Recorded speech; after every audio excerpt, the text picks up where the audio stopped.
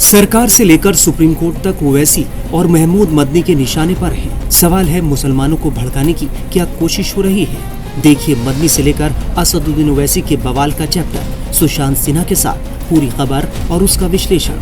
इस वक्त मुस्लिम वोटों के लिए ऐसी भयंकर लड़ाई चल रही है कि मुसलमानों को भड़काने में कोई कसर नहीं छोड़ी जा रही। कोई जुल्म की बात कर रहा है, कोई जिहाद की बात कर रहा है, किसी के निशाने पर सरकार है, किसी के निशाने पर सुप्रीम कोर्ट है।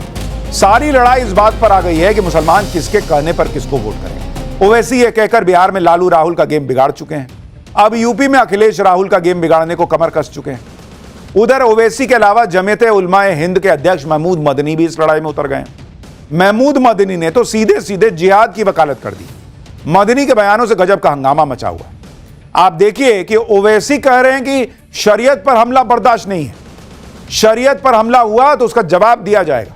एक मस्जिद शहीद करोगे, हम लाखों मस्जिद आबाद करेंगे। उधर महमूद मदनी कह रहे हैं कि जब जुल्म होगा तब जिहाद होगा। कुछ फैसले ऐसे हैं कि सुप्रीम कोर्ट को सुप्रीम कहने का हक नहीं रहा। वंदे मातरम कहना मुर्दा कौम की निशानी है इनके हिसाब से। ओवैसी के नेता कह रहे हैं कि हम अपनी पर आए तो गलियां कम पड़ जाएंगी। आपको इस पूरी पॉलिटिक्स के बारे में डिटेल से बताऊंगा, लेकिन पहले जो हो रहा है उसकी एक झलक देखिए।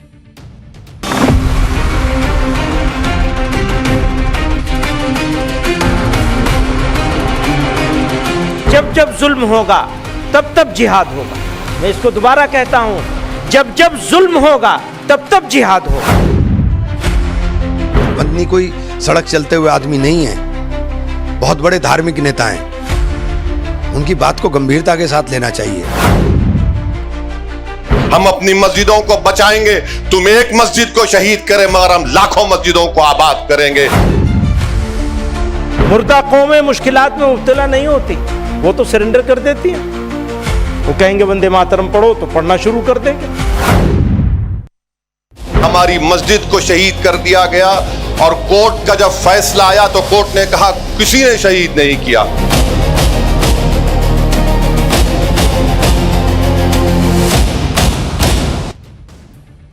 देखिए इस वक्त सबसे ज्यादा चर्चा मौलाना महमूद मदनी की हो रही है, जो जमीयत उलमाए हिंद के अध्यक्ष हैं। मदनी ने ऐसी बातें कही हैं जिनसे हंगामा मच गया है, विरोध प्रदर्शन शुरू हो गए। जमीयत उलमाए हिंद के एक कार्यक्रम में महमूद मदनी ने कहा कि जब जब जुल्म होगा तब तब जिहाद होगा। मदनी अपने हिसाब से जिहाद की वकालत कर रहा है। एक बार पहले महमूद मदनी का यह बयान सुनिए, फिर बताता हूं कि इस पर हंगामा कैसे हो रहा है। जब जब जुल्म होगा तब तब जिहाद होगा। मैं इसको दोबारा कहता हूं, जब जब जुल्म होगा तब तब जिहाद होगा। तमाम ही आसमानी मज़ाहिब में गौर कीजिएगा, तमाम ही आसमानी मज़ाहिब में जुल्म के खिलाफ खड़े होना एक अखलाकी जिम्मेदारी है। इस्लाम में भी जिहाद का बुनियादी मकसद जुल्म का खात्मा, अमन का क़याम और हक का दिफा है। ताहम यह हकीकत जहन नशीन रहनी चाहिए कि नंबर एक, जिहाद कोई इनफरादी, निजी या इंतकामी कार्रवाई नहीं। नंबर एक, जिहाद कोई इनफरादी, निजी या इंतकामी कार्रवाई नहीं। नंबर दो, सिर्फ एक जिम्मेदार और शरई उसूलों के मुताबिक कायम रियासत ही जिहाद का फैसला कर सकती है। महमूद मदनी ने जो बातें कही उस पर आम मुसलमानों का क्या कहना है वो भी आज आपको दिखाऊं, लेकिन पहले मदनी के बयान पर मचे हंगामे की तस्वीर देखिए। भोपाल में विश्व हिंदू परिषद ने मदनी के बयान के खिलाफ जमकर प्रोटेस्ट किया। मदनी का पुतला जलाकर विश्व हिंदू परिषद ने अपना विरोध जताया। महमूद मदनी ने भोपाल में ही जिहाद वाला बयान दिया था, जिसके बाद वहां हिंदू संगठनों ने जमकर हंगामा किया। उस पर एक रिपोर्ट देखिए वहां से। भोपाल में मौलाना मदनी के खिलाफ गुस्सा देख पा रहे होंगे आप तस्वीरों में। यहाँ पर मदनी का पुतला बनाकर उस पर जूते चप्पलों की बौछार की जा रही है और विरोध प्रदर्शन किया जा रहा है। जिस तरह से मौलाना मदनी ने तमाम बयानबाजी की है, वो चाहे वंदे मातरम के खिलाफ हो, वो दरअसल महमूद मदनी ने सिर्फ जिहाद पर बयान नहीं दिया। महमूद मदनी ने मुसलमानों को जगाने के लिए वंदे मातरम का भी जिक्र किया। मदनी ने कहा कि जो मुर्दा कौम होती है वो सरेंडर कर देती है, इनसे वंदे मातरम गाने को कहो वो गा देते हैं, लेकिन जिंदा कौम हालात का मुकाबला करती है। सुनिए। इसलिए मैं कहता हूं कि मुश्किलात जिंदगी की अलामत हैं। मुर्दा कौमें मुश्किलात में मुब्तला नहीं होती, वो तो सरेंडर कर देती हैं। वो कहेंगे वंदे मातरम पढ़ो तो पढ़ना शुरू कर देंगे। तो ये पहचान होगी मुर्दा कौम होने की। और अगर जिंदा कौम है तो फिर हौसला बुलंद करना पड़ेगा, हालात का मुकाबला करना पड़ेगा। मुर्दा कौमें मुश्किलात में मुब्तला नहीं होती, लेकिन याद रखिए जिंदा कौमें ही आजमाई जाती हैं। महमूद मदनी के जिन बयानों पर भयंकर हंगामा मचा हुआ है, कांग्रेस उसका समर्थन कर रही है। बिहार में ओवैसी ने कांग्रेस और आरजेडी का खेल खराब किया।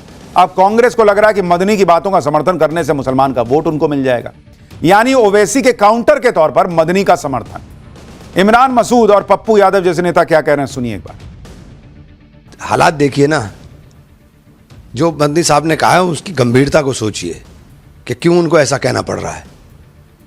जो उन्होंने बोला है उनकी शब्दों के वजन को समझिए। मदनी कोई सड़क चलते हुए आदमी नहीं है, बहुत बड़े धार्मिक नेता हैं। उनकी बात को गंभीरता के साथ लेना चाहिए। भैया मरता क्या नहीं करता, जिहाद का मतलब क्या होता है? अपने बचने के लिए आवाज उठाएंगे। जिहाद का मतलब क्या आतंकवादी है, उग्रवादी? इसमें क्या दो मत है? जुर्म तो आप गरीबों पर कर ही रहे हैं, कमजोरों पर कर ही रहे हैं। अंतिम में लोगों को लगेगा कि अब कुछ बचेगा ही नहीं, तो वैसे भी मरेगा, वैसे भी मरेगा।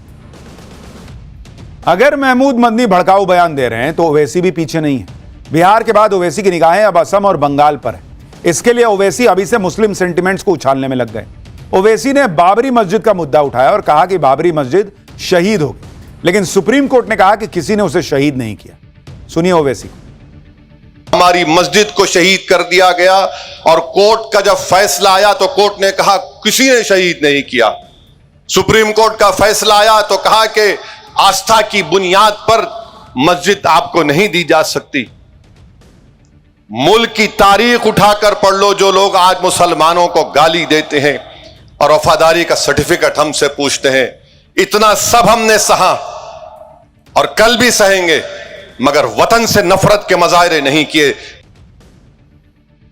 ओवैसी ने इशारों इशारों में सुप्रीम कोर्ट के फैसले पर सवाल उठाया, जबकि महमूद मदनी तो डायरेक्ट सुप्रीम कोर्ट पर ही अटैक करने लग गए।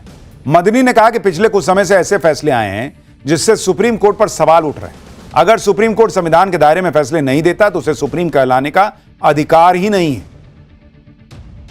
कि गुज़िश्ता कुछ अरसे से बिलखुसूस बाबरी मस्जिद, तलाक़ सलासा जैसे बहुत से मसलों पर फैसले के बाद ये तासुर आम हो रहा है कि अदालतें हुकूमतों के दबाव में काम कर रही हैं। तशरीह की ऐसी मिसालें सामने आई हैं जिन्होंने अदालतों के किरदार पर सवालिया निशान लगा दिया है। नज़रअंदाज करते हुए ज्ञान वापी और मथुरा के मुकदमात को काबिल समाअत करार देने का फैसला भी उसकी एक वाज़ेह मिसाल है। उस वक्त तक ही सुप्रीम कहलाने का, यानी इनकी मर्जी के हिसाब से फैसला ना आए तो सुप्रीम कोर्ट सुप्रीम कहलाने के लायक नहीं। ओवैसी की पार्टी के नेता भी भड़काऊ बयान देने में पीछे नहीं। हैदराबाद के नामपल्ली से एआईएमआईएम के विधायक माजिद हुसैन का एक बयान पर विवाद खड़ा हो गया है। माजिद हुसैन ने महाराष्ट्र के वाशिम में एक रैली की। माजिद हुसैन ने कहा कि एआईएमआईएम कोई बच्चों का खेल नहीं है, जब अपनी पर आएंगे तो गली गली कम पड़ जाएगी। यही ओवैसी के भाई 15 मिनट की बात करते थे, इनके नेता गली कम पड़ने की बात कर रहे हैं।